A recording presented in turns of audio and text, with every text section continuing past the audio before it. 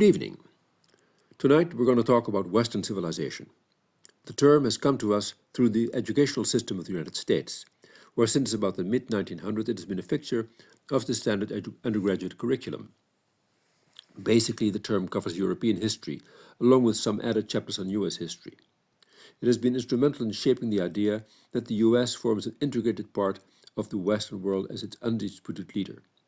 Even with the inclusion of US history into Western history, the latter fundamentally remains the history of Europe, reputedly spanning some 2.5 millenniums. Only very briefly does the US come into the picture. The US deserves mention for the significance of the American Revolution of 1776, where the US has clearly been playing a dominant role in world affairs from 1941 to the beginning of the 21st century. After, in the late 1980s, Francis Fukuyama announced that history had come to an end, it is becoming increasingly clear that he was wrong and that the 21st century is going to be the Asian century. This merely reinforces the notion that the inclusion of the US into Western civilization is at best a fleeting one, to which should be added the fundamental question of whether the US is to be considered part of that civilization at all.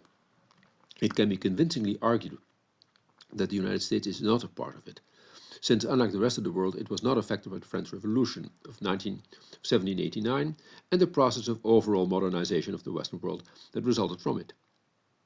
From whatever direction one looks at it, to a large extent the modern world is a product of Western civilization, which itself has been decisively and profoundly influenced by the French Revolution. It is not easy to define in a few words the essence of Western civilization. When asked to do so, many would answer today that it's democracy, whose roots can be traced back to the ancient Greeks. Yet democracy has always been an exception in Western civilization, since it has only functioned in Athens during a few hundred years and intermittently in Western Europe for a few decades between the 1930s and 1992. As a matter of fact, democracy has always been quite elusive, actually impossible to realize. It might be better to define Western civilization as a society where debates may be open and where the search for an objective, verifiable truth is sometimes encouraged. For all their vagueness, these traits may actually be far more closer to the essence of the West than anything else. Western civilization is not more humane or more peaceful than other civilizations, quite the contrary. Ever since the Crusades, Europe has been a net exporter of violence. Actually, European history is characterized by an unusual degree of competitiveness, deceit, aggression and violence, to an extent not often encountered beyond the confines of Europe. Yet on the other hand, European history has also been shaped by the Roman Catholic Church. There is probably no other single institution that better represents the essence of Western civilization than the Church. One may even sustain that the history of the Church is the history of the West. To be sure, this question is open to debate. Friedrich Nietzsche regarded the Greeks as the epitome of Western civilization. It was only by means of a protracted and tenacious struggle that the Roman Catholic Church, with its teachings allegedly derived from the Jews and with its avowed penchant for protecting the weak and the meek, had finally been able to subdue the virile and superior legacy of the Greeks. Western civ is also characterized by its outward appearances and manifestations, notably the visual arts and music. These may be regarded as the crowning, most sublime and lasting achievement of the West.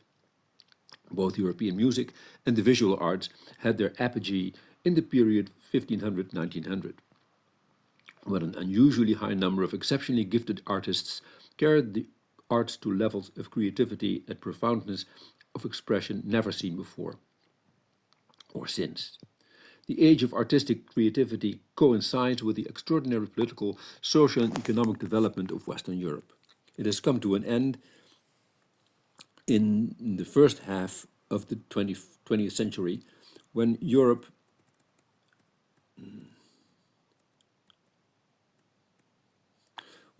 leading powers destroyed each other and themselves in a long drawn-out process of war and revolution beginning in 1914 and ending in 1945. This process of collective cultural suicide has been nurtured partly by the US, which is also the main beneficiary of the events as they unfolded. The expansion and development of the US would have been impossible without the massive contributions from the Europeans. But after 1945, Western Civ is really dead and lives on only in rigid, strictly codified form without any genuine contributions that might take it further. Obviously, Western civilization, like the others before it, is subject to natural cycles of growth and decay. Some have sought to provide some sort of ethnic or racial definition of Western civilization. On the basis of linguistic research from the 18th century, Europe has been equated with Indo-European languages, a linguistic family stretching from the Atlantic to the Indian Ocean and comprising Germanic, Celtic, Latin, Slavic, Iranian and Indian languages. There being no natural relationship between language and race, the basis of this way of thinking is flimsy to say the least. Yet there is something to be said for it, since what we call Western civilization has allegedly begun with the eruption into Europe of the Greeks, a warlike branch of the Indo-Europeans. Nazis and other ideologies of the far right have always been attracted to the racial theory of European civilization. But since the defeat of Nazis in 1945, this way of thinking has been marginalized, only to make a powerful comeback lately as the logical answer to the millions of non-European and anti-Christian settlers flocking to Europe's great historic cities. Today, this nativist European stance is gaining increasing numbers of often youthful supporters. Under the motto of remigration, they are demanding the return of all those non-European newcomers that, apart from certain ways of preparing food, have little to add to Europe's culture and civilization. Western civilization is probably most firmly entrenched in Russia, but also, today that is, but also in areas in Latin America where European immigrants have concentrated, in Argentina, Uruguay, and the three southernmost states of Brazil. Small pockets of Western civilization are further to be found in the English-speaking world, the US, Canada, Australia, New Zealand, and South Africa. Thanks. Welcome, audience of our Polaris podcast. Today we are going to treat the lofty subject of Western civilization, a term, of course, as broad as it is elusive. What is Western civilization, and what should we, how should we define Western civilization? Is it even a thing? These are topics that we are going to investigate in this podcast. We will be doing so with Laurent from France, Hans Vohel from Italy, Charles Daly from the sunny Texas, I presume sunny, it could be rainy, don't know, and Alexander from Budapest. We will now listen to a spoken introduction. It is an article by Hans Vohel, and it is about Western civilization. Thank you, Hans. Well, I think the article is very interesting. I have some minor disagreements with it, but we'll get to that.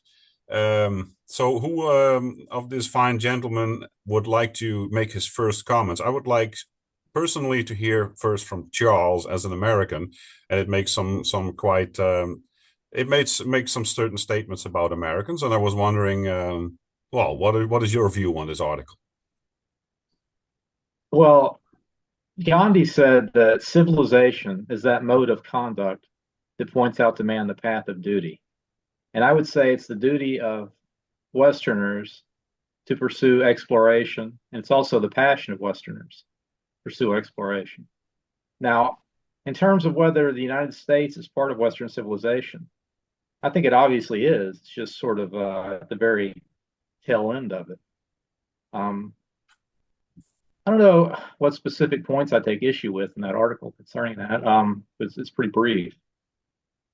He points out that the American Revolution is a big part of Western civilization, but I would say westward expansion, exploration, and the purchase of new territories is equally important to the American Revolution in terms of the Western spirit. Yes, I think that is correct, but we have to make a distinction between, I think, what is Western and what is European, because these things do not automatically equate. For the most part of history, Europe has not been Western. Laurent, could you mute if you are not? Well, yeah, I found Hans' article quite interesting, especially the point about yeah, whether the United States is part of Western civilization, but also Latin America. I had never really thought about it, but it's true. We don't really usually consider the South, so Latin America as part of Western civilization. But in fact, there's no reason it shouldn't be counted as part of Western civilization. The reason that it's a Catholic continent should not be a problem for being part of Western civilization. Otherwise, France would not be a part of it either. So that's an interesting point because it makes it a little bit confusing. What are we talking about here? Are we talking about, the conquering West? Because in my book, which came out recently called The Papal Curse, I defined Western civilization as the civilization of the Crusades. So I thought probably it's one of the major characteristics of Western civilization. It's a conquering civilization, and Latin America, in a sense, of course, was conquered in a crusade way. The conquistadors were crusaders, essentially. But what happened in Latin America is that Latin America was colonized by the Spanish and the Portuguese, but finally became a colony of the United States. So it's because it has this kind of a status of being a colony, or half colony, or colonized continent, that it's probably the reason why we don't count it as a part of Western civilization. But what is civilization? What is Western civilization? That's an interesting question. There's many different ways to look at it. In fact, I suppose until maybe 2 centuries ago, the question would not make much sense because it was Christendom, was the civilization. Christianity, Western Christianity or Christendom or Rome, maybe until the Reformation, Christendom was the definition of this, the civilization that we now call Western civilization. But then, of course, after the Reformation, it became a little bit different. And so anyway, that's one point I was. Oh yeah, another point I would take issue. I think it is an interesting point that Hans wrote also, that the United States was not influenced by the French Revolution. That's what you wrote, right, Hans? Yeah. Yes. And so I would not completely agree with that, because the American Revolution was not influenced by the French Revolution, but was influenced by the French Enlightenment, which was the source of the French Revolution. I think the American founding fathers were very, very much influenced by the French Enlightenment. Whether they were really influenced by Rousseau, I'm not absolutely sure. That would require a little bit of more research. I don't know if Rousseau, for example, was an important source of the thought of the American.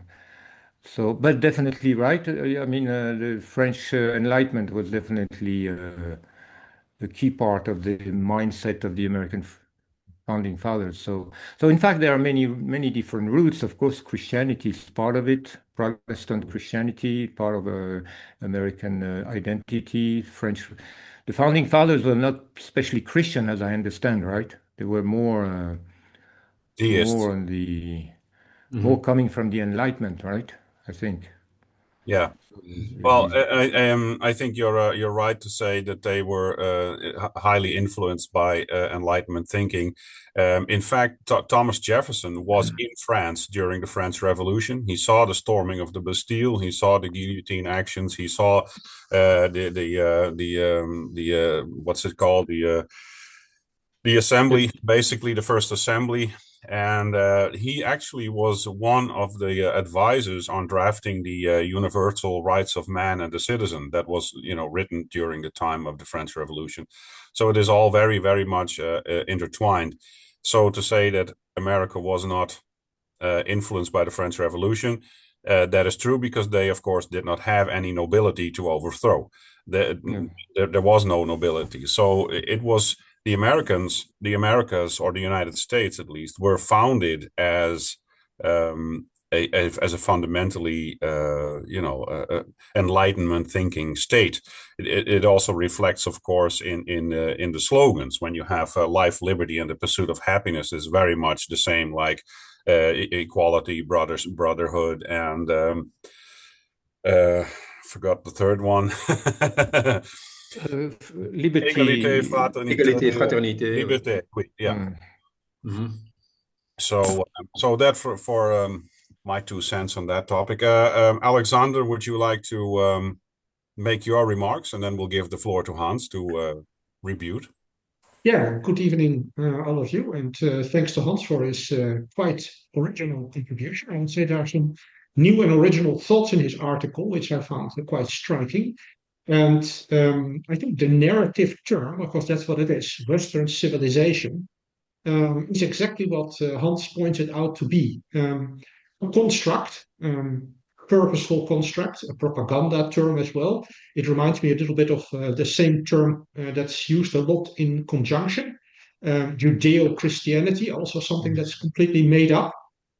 And another point that I found very original in Hans' contribution is the deliberate excision of Latin America from the so-called Western civilization as defined by our US overlords. So I think that's these are very good points. But I would like to remind the audience, and that's not really a critique, it's just a reminder that the term civilization itself is quite problematic. I mean, I'm a linguist and I'm an anthropologist as well. And coming from that background, I like to remind our audience of the distinction between culture and civilization. So, of course, we're going back to Culture Anthropology Theory 101.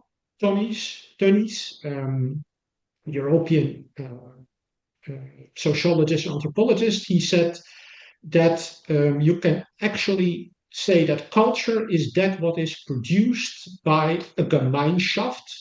So that means a community, and civilization, and that is what is produced by a Gesellschaft, so a society. And they're quite distinct entities and distinct products. And of course, civilization in this sense of the word is a very modern invention. There was no thing called a civilization in that sense of the word before, let's say, the Enlightenment, before industrialization, before modernity as such. And I think this reminder, it is very useful here to bring to our attention once again, because what are we actually talking about? I think the way that we have been using it so far in this discussion is something like an amalgam, a mixture between culture and civilization. But to distinguish the two is quite vital in understanding what distinguishes modernity as such and carried by the United States, and I would say in its widest sense by the Anglosphere, the overseas Anglosphere, from what was before it. And before it, of course, was European culture. I think that European culture, taking the stepping stone that Hans Vohel just pointed out, 1945, European culture died at that year. That's a toen de nul. I mean, that's a quite convenient point. Of course, there were certain areas of Europe where culture continued longer, like in the south. Some parts where it died earlier. We can argue about that, but I think that it is quite reasonable to say that European culture died at the moment that Germany capitulated in 1945, and it was conquered by two outside European forces, because Russia might have been the Soviet Union at that time, but it was also something that distinguished itself by its un-Western, un-European identity. It was already a globalist regime. And of course, on the other side, there was a globalist regime based in the United States. I think these things are very important to keep in mind. Then I would like to say something about a word that was used by Charles, and that was the word. So if we take your Western civilization, I would say a not really accurate phenomenon. I would say European culture. And I think the part of European culture, including that what was continued into the United States and other overseas settlement colonies, settlement areas, exactly it was created, this European culture had a trajectory, a path of expansion. Of course, Laurent brings up the crusading element of that.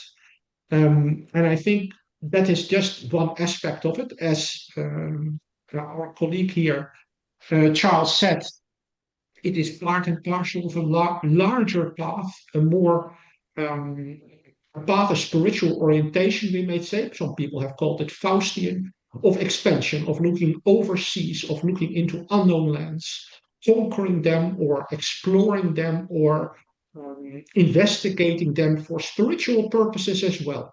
And I think that trajectory has also ended around 1945 by the very simple fact that there was nothing more to expand to. The whole world had been subjected by Europe or European settlement colonies, more or less. And the end point of that also was in the physical sense of exploration. There were no more areas left to explore.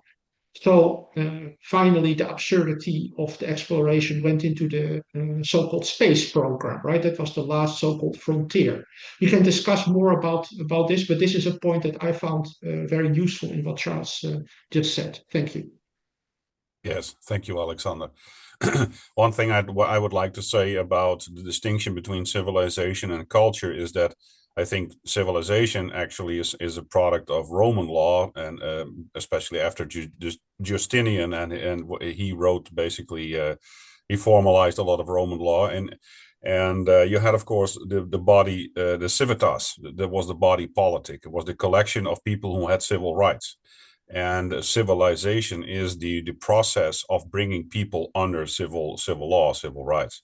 Culture is, as I think Charles put it so eloquently in one of our previous episodes, is the transmission of a spiritual component.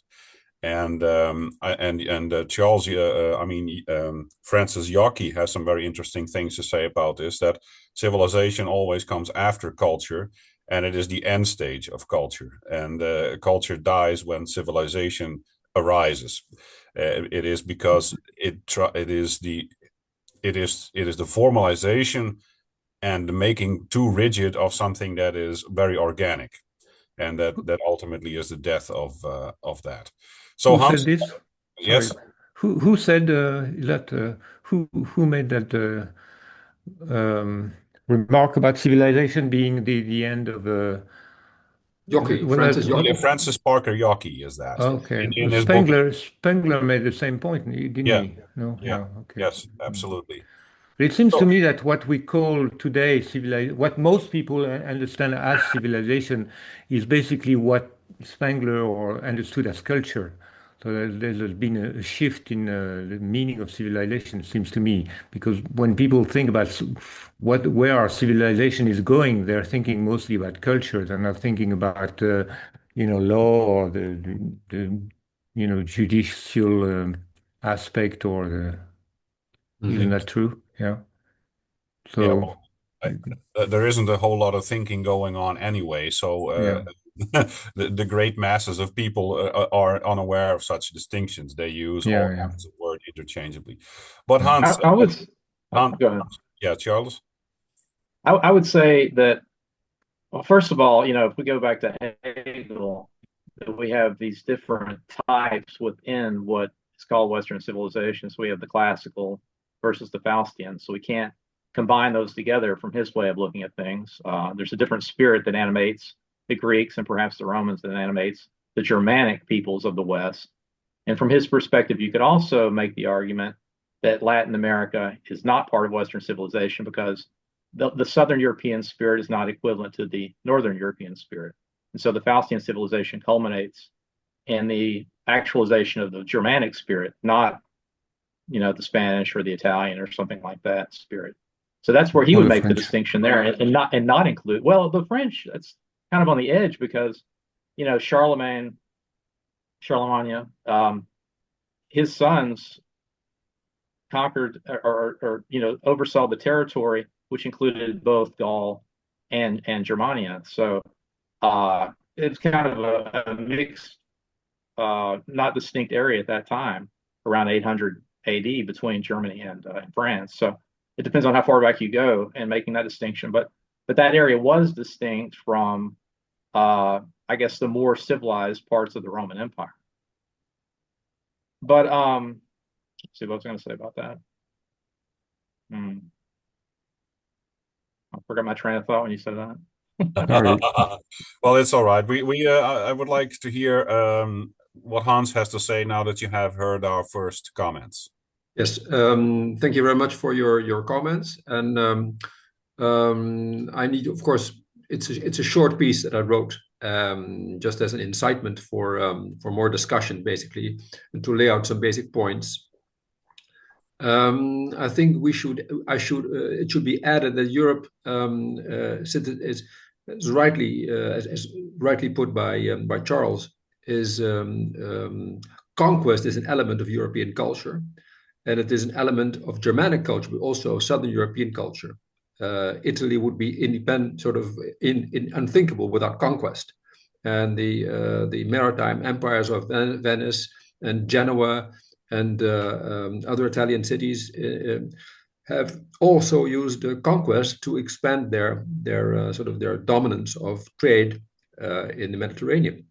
And the same goes for Spain, for the Catalans and the Castilians, and also for the Portuguese, because without conquest they could never have conquered their empire in the 15th and 16th centuries. So, but I think another element should be added, which is the element of defeat.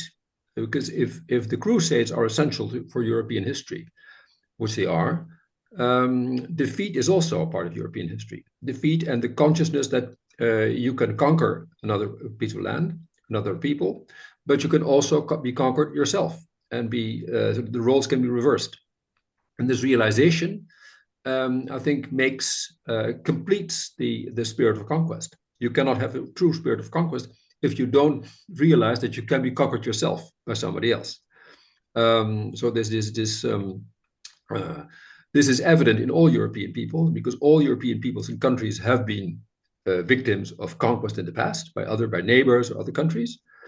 And the same goes, for instance, for the Southern United States, because the South was conquered and suffered the same fate as European countries that were conquered by their neighbors, by their enemies in past centuries. So that's why I think that in the Southern United States, you find the same kind of spirit that you find in Europe. So the European spirit, European civilizational spirit, or cultural spirit, is more alive in the south of the United States than in the north, in Boston or New York, or even in the far west, or in California, where it's all just enjoyment of life and the superficial aspects of life. So that's, having said that, I also need to say that I think that the Spanish conquest of Latin America, of South America, the Portuguese conquest, has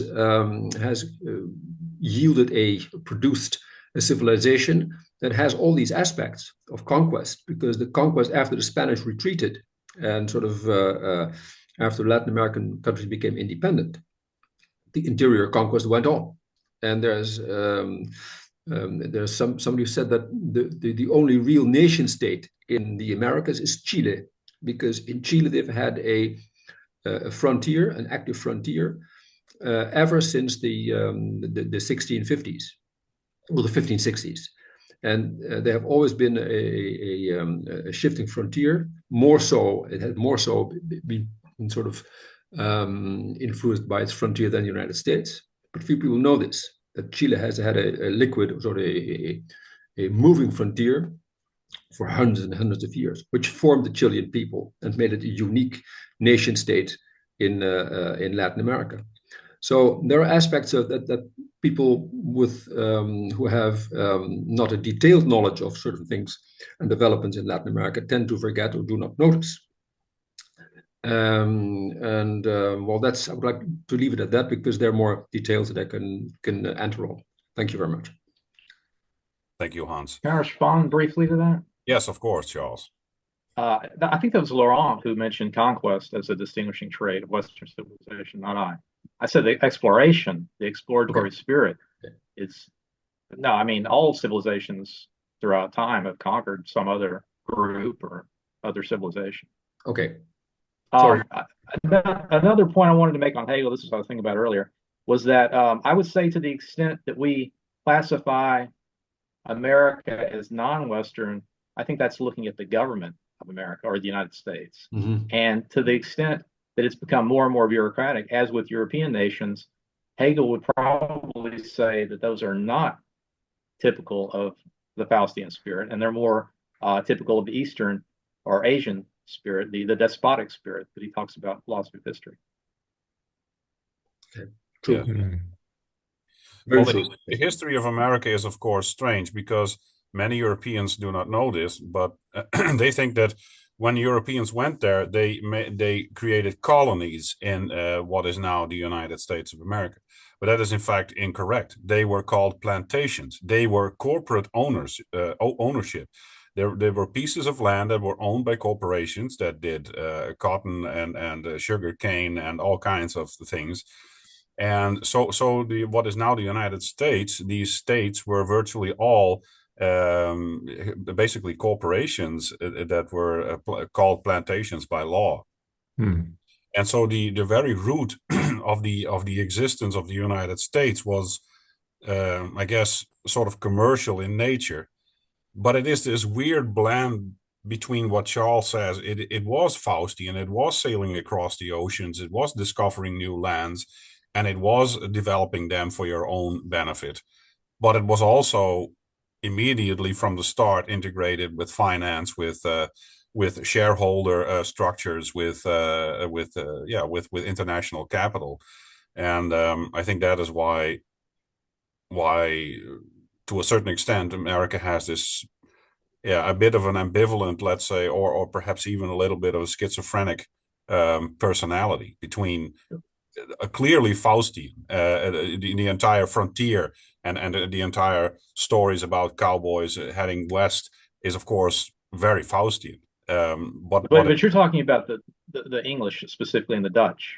Yes. Really. Yes.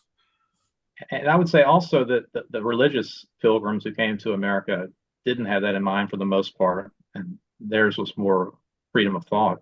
Yeah.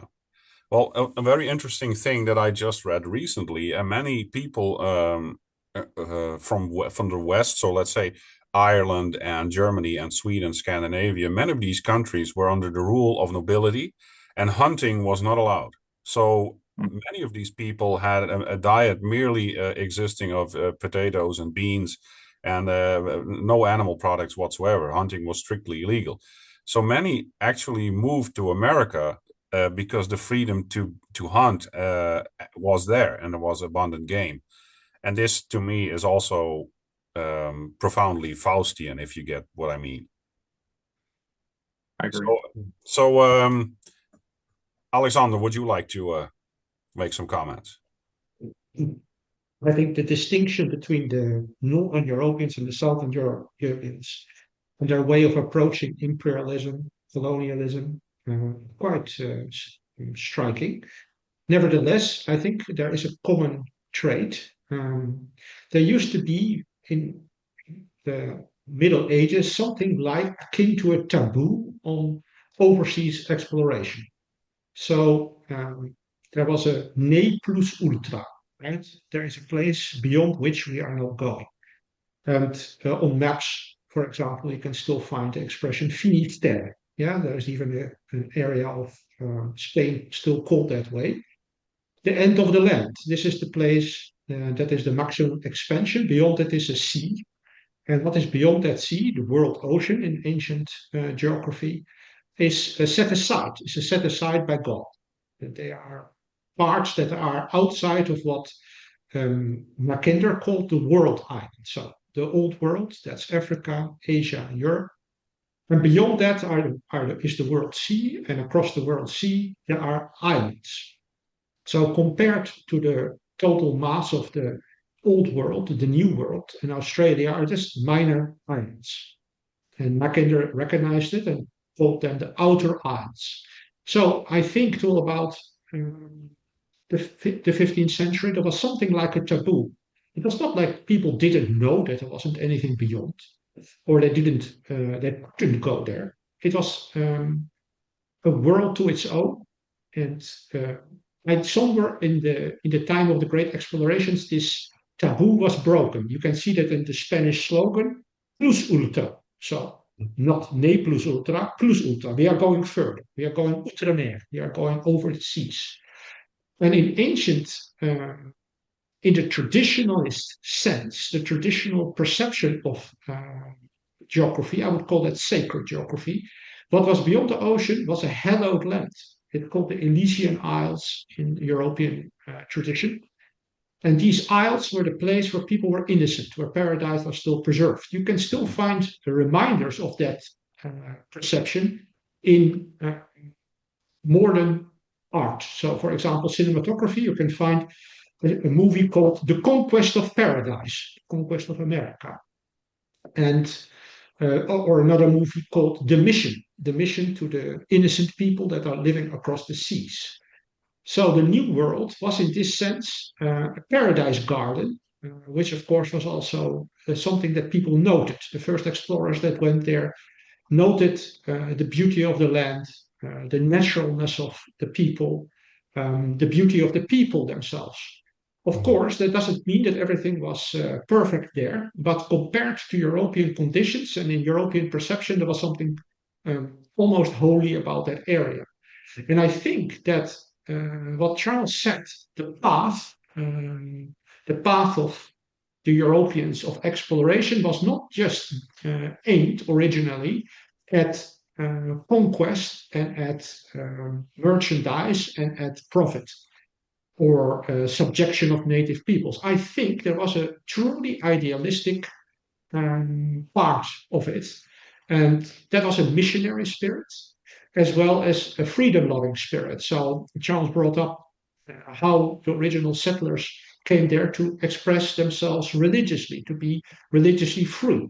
So the city on a hill, the shining city of a hill experience was not something empty. That was something that people really actively pursued, felt, and incorporated in a certain sense. The same way the Spanish and the Portuguese, when they went overseas, they truly and I think sincerely tried to bring the gospel to these nations. We might, from a relativist point of view, doubt the value of that. But the sentiment, nevertheless, was real. It really was something that people pursued. And we should not forget that, because I think that something of the original spirit is preserved in all these settlement areas. The self-perception of the American nation, as far as I can see it from far and having been there a little bit, has been profoundly shaped by the original experience of the pilgrims, right? The pilgrims who arrived on the Mayflower and so on. Even although it has been it has been perverted, it has been used, it has been superseded by all kinds of fictional interest. Nevertheless, the original impetus and original experience and original spiritual impetus as well is not entirely gone. I think it still exists. And I think this also explains something of the power of the overseas, the New World powers. The New World represents something, a new experience in world history. I think, but that's also why I would not classify the New World countries and cultures as part of European culture. I think it is they achieve their own kind of synthesis, own kind of identity, and the power of their original experience, I think, is still felt in American imperialism even. So it might be misguided, it might be used, it might be activated by what Charles called an Eastern spirit. It might have been redirected thus. The original impetus, I think, is still, even in that sense, still present. Crusading spirit, even if the crusading aim has been inverted.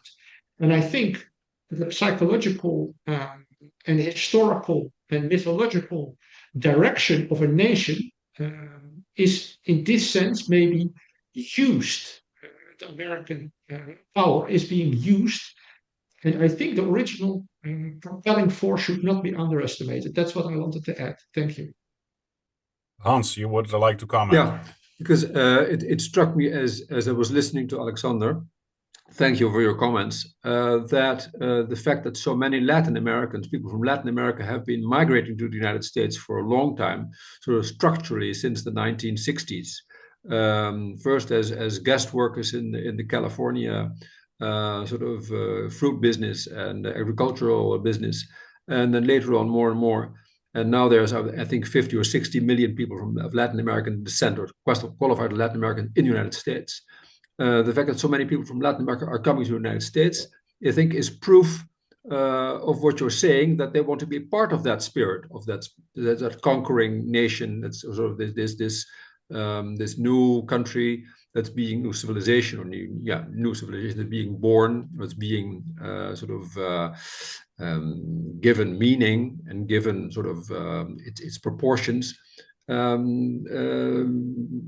recently and now as we speak. So they want to be a part of this. That's why they're coming to the United States. That's what I think when I listen to your remarks. All right. Well, yes, and you say from the 60s because previous to the 60s, I forgot the name of this act, but previous to the 60s, there was actually only white immigration allowed, or at least the Hart-Keller Act. Yes. Yeah. So it was by all intentions by the founding fathers meant to be a white country. Yes. That is, of course, a very important thing to realize. Mm-hmm. Now, we are still left with the question, of course, what is Western? And as far as I know and could find out, the entire idea of Western versus Eastern, or Occident versus Orient, is that Western civilization was based on Enlightenment ideas of reason and rationality, of individuals and individuals' rights versus collectivism. And in that sense, of course, we must conclude that at least the United States, as it is now, is very Western. It is indeed based upon individual rights.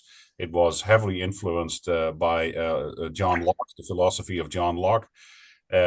He came up with the phrase life, liberty, and property, which sounds very logical, because when you look at the revolution in Europe, where the ordinary people did not have any property, it was all owned by the nobility, then you would want to enshrine that in law and in your constitution in a new nation, of course.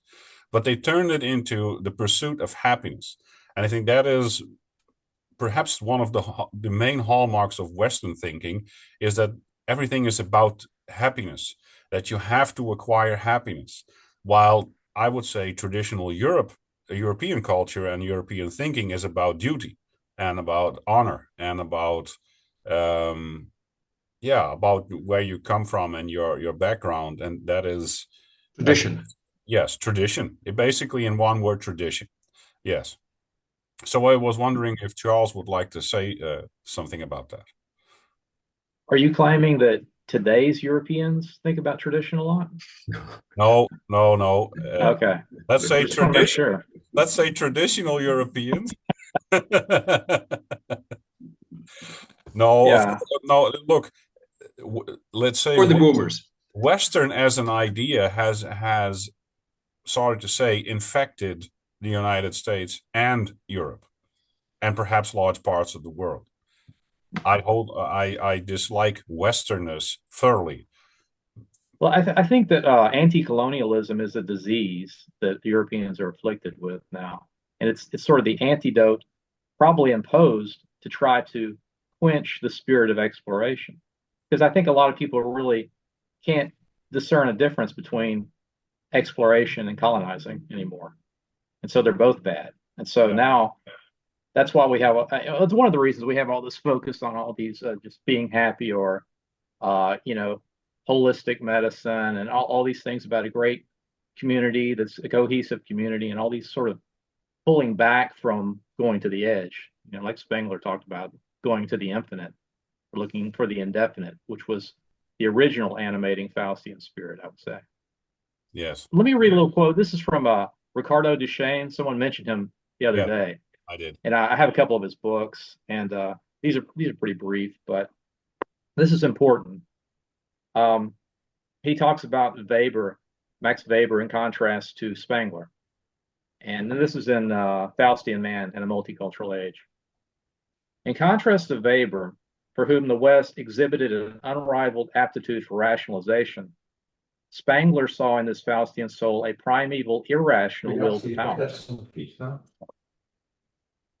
It was not a calm, disinterested, rationalistic ethos that was at the heart of Western particularity. It was a highly energetic, goal-oriented desire to break through the unknown, supersede the norm, and achieve mastery. The West was governed by an intense urge to transcend the limits of existence, by a restless, fateful being, an adamantine will to overcome and break all resistances of the visible. End quote. And so I would say, when you refer to the Enlightenment, that's just modern Western civilization. And it may be a part of the Western spirit, but it's not the primary part, in my opinion. No, that's exactly what I was saying. Enlightenment is, of course, very recent. It came about after the French Revolution, basically, and the traditional European thought is not enlightened at all. Yes, Hans. Well, the thing is, you cannot be an exploratory nation, or you cannot explore and conquer if you don't have a sort of collective spirit. You cannot explore on the basis of sheer individualism. If everybody works for himself, just for himself, his own happiness, you have no society, you have no group, you cannot organize anything that's outside of sort of pushing the limits of what you know, right? Yeah, we need a new project. Yes. I feel like the United States is still the group that's going to make that happen. Yes. Well, as things are today. Yes, well, that's true. well, I mean, I think our hopes were placed in the space program for many decades, with a lot of letdowns, you know, and not progressing as far as most people thought that it would. You know, since apparently, from appearances, we went so far in the '60s and early '70s, and then nothing really for a long time, except seeing what certain chemicals would do in space, or how certain viruses reacted to zero-G and things like this. You know. Yeah. Inventing DVDs. I mean, those are interesting things, but that's not exactly the original reason for exploring space. No. I think Can I say something about yes, of course. Yeah, because otherwise I'm going to forget. Yes, of course. Yeah, I think you know, listening to Alexander's and everybody about the spirit of the West being the Faustian spirit, that's Spengler's idea, by which he means overcoming the limits, you know, so it implies exploration, conquest, and all this, and including in science and all that. I think we should not forget that if we compare, for example, to the Roman civilization, and I think Spengler makes that point, Romans, they like the limits, and they basically were happy with their own frontiers. If they could, of course, some of the emperors try to go beyond the Rhine River and the Danube, but you know, some of them, like Marcus Aurelius, I think in particular, he said, no, let's keep it like this. So they were basically happy. They were basically happy with their, you know, almost natural frontiers, which were not very strong.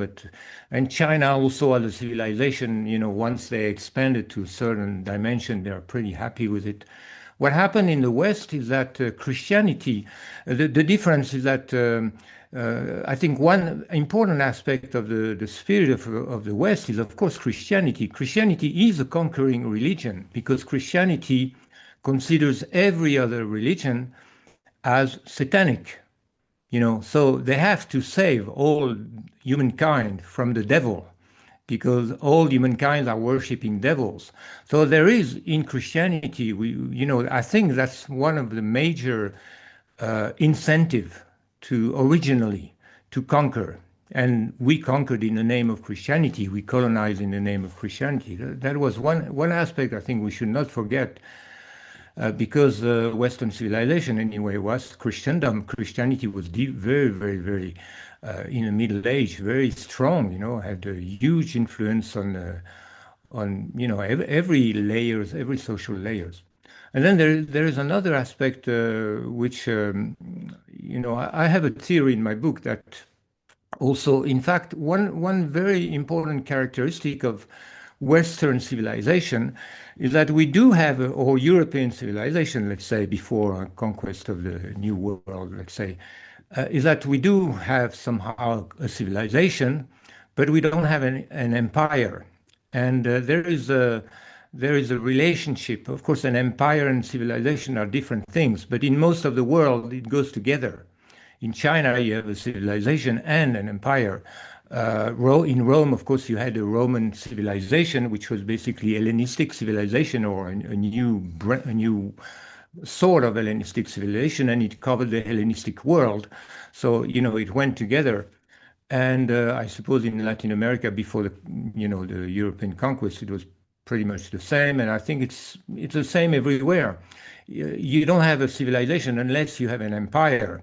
If you don't have an empire, you have what do you have? You don't really have a civilization in a sense. You know what I mean. So what happened in Europe is that actually because of Christianity, that's the theory of my book, The Papal Curse. We never achieved, after the fall of the Roman Empire, we never achieved political unity. And there was, of course, a Germanic Roman Empire which tried to achieve that unity and almost succeeded. Under the Hohenstaufens, they almost did it. Charlemagne's failed, and then there was the Otto emperors, and then, of course, the Pope, who prevented that kind of organic, unity of Western Europe to achieve some kind of political structure. It was basically the papacy. The popes prevented the new Roman Empire to kind of unify Western Europe, because the Pope wanted to be the emperor. That's what I argue in my book. And so, to finish the theory is that because Europe never achieved an empire, then it became a state of permanent civil war. And so Hans said, for example, European civilization died in 1945. And it reminded me of there's a book by a German scholar called The European Civil War. The whole period of 30 years between the First World War and the end of the Second World is just one big civil war. If you consider Europe as one civilization, and it's all civil war, but in fact, from the Middle Age, it was always a bloody civil war within Europe. So in Europe, you have a civilization in a state of permanent civil wars. And so that created an impossibility to create an empire in Europe. So, every nation tried to create an empire somewhere else. That was one of the reasons why, we had a British Empire, we had a German Empire, then the French started to want to be the empire also. But it all somehow, because of the impossibility to achieve, no nation could achieve the imperial power. So, and because of the intense competition, and also because, and this competition actually, there are many books actually written about why the West won, and most of them say, well, competition was very good, stimulated technology, science, but in fact it mostly stimulated military technology. And with military technology, of course, we easily beat the Chinese, who were more advanced in a civilization level in some ways, but militarily, of course, they were way behind. So, I think those two factors are important in shaping the Faustian spirit. I don't think the Faustian spirit of the West came from some kind of genetic Germanic spirit. I don't think at all. I don't think the Germans were particularly Faustians. I think it comes from Christianity on the one hand, because Christianity has inherently wants to conquer the world.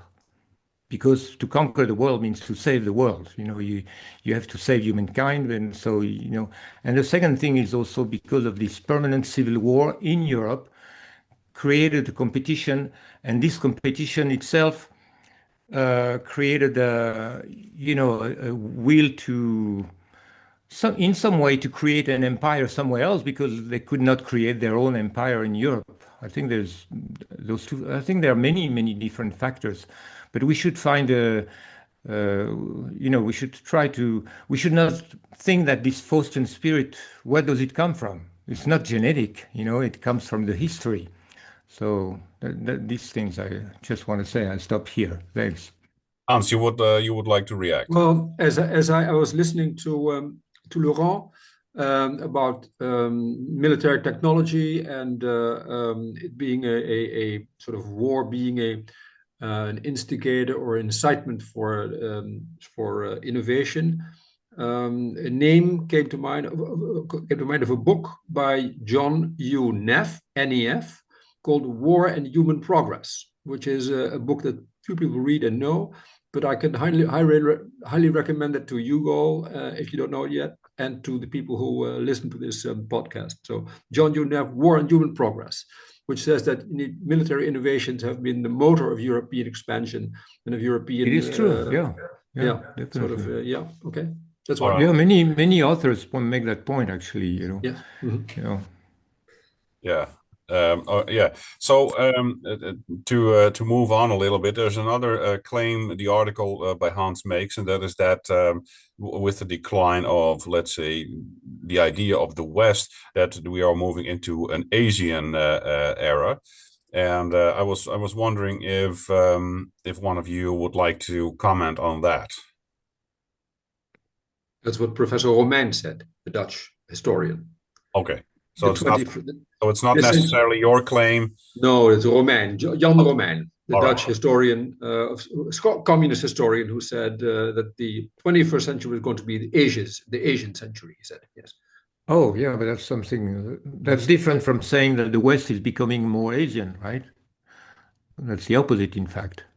Yeah, it's more about the domination shifting from Western influence to Eastern. Yeah, of course, yeah.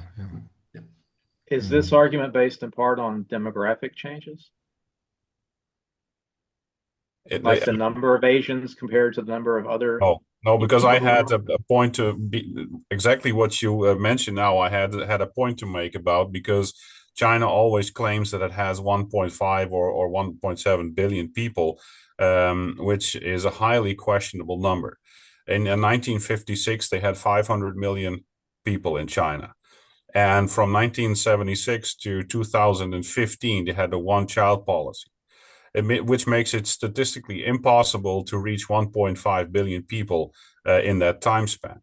And there are Chinese mathematicians coming out now who say that we have almost a billion or even a billion too much people in our people counting in our country, because China is a very strange country. It is basically a federation of departments, and they all had quotas to meet by the central government. And they all inflated their numbers of economic growth, of population growth, to make themselves look good to the central government. And many numbers that come to us are highly inflated. That's why, for instance, you see ghost cities in China with hundreds and hundreds or thousands of houses that are not being completed. They are being started but not completed. In fact, you could house 90 million people in China if you fixed those houses. You could house 90 million people more than you do now. This is all because they inflate their numbers. So to say that that we are moving into a China or an Asian era, which basically means a Chinese era, of course, with Chinese main dominance. I think China isn't going to be a country anymore in, let's say, 50 to 100 years. They're simply going to stop being what China is. They simply don't have the people. My first question, though, is what does that mean to say a Chinese century? Does that mean a communist century? Doesn't mean traditional Chinese, does it? What spirit will animate the world if it's a Chinese century? That's kind of a vague proposition, I think. Yes, that's a good question.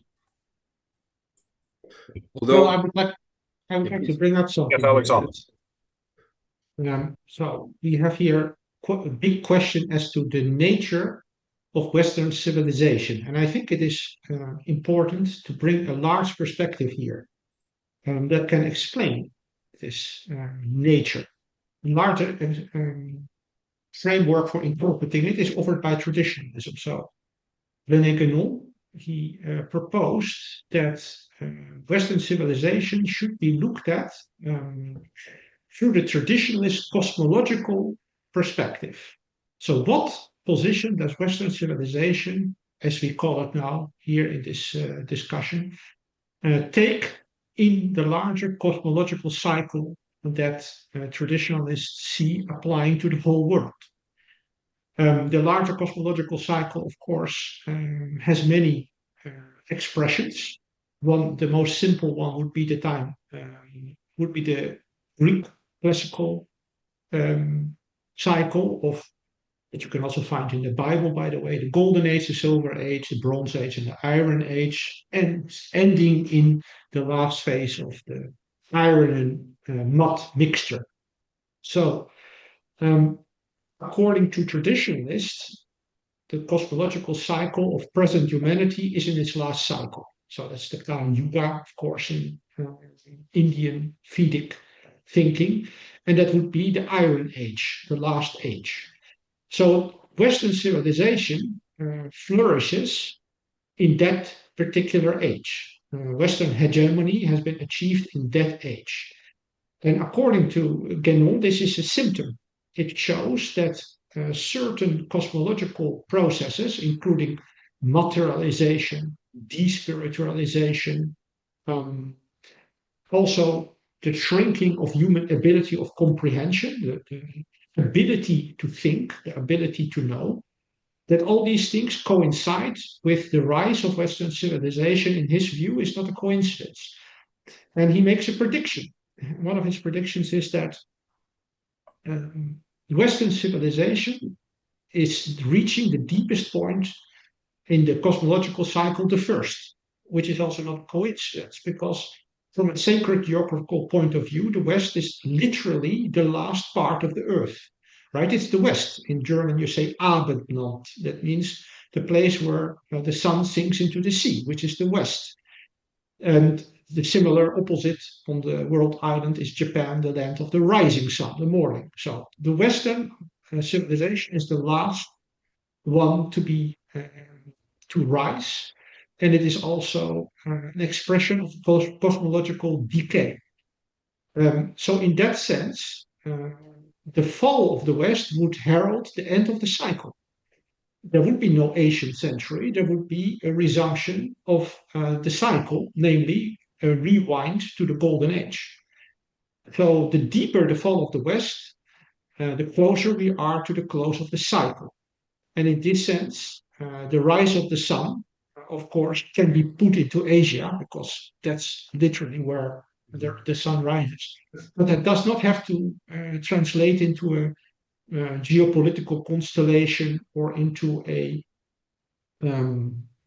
civilizational form that is recognizable in any sense of the form that we are accustomed to. Civilization as such, as we have already noticed, is already a stage of decay, and the fall of the civilization would literally mean the end of the cosmological cycle. This larger perspective I wanted to add here to understand the nature of what we call here Western civilization. Thank you. That's what I wanted to say. Thanks. Yes, very nice. All right, so we have been doing this for a good amount of time now, so I think that if anybody still has some concluding remarks, otherwise we will end this podcast for tonight. Anyone wants to say anything? Thank you very much for your contributions and for your enlightening remarks, all of you. Enlightening. you. Yeah. Right. So, audience, we would like to, of course, thank you for attending this episode, and we, of course, hope you will join us on the next one. See you later.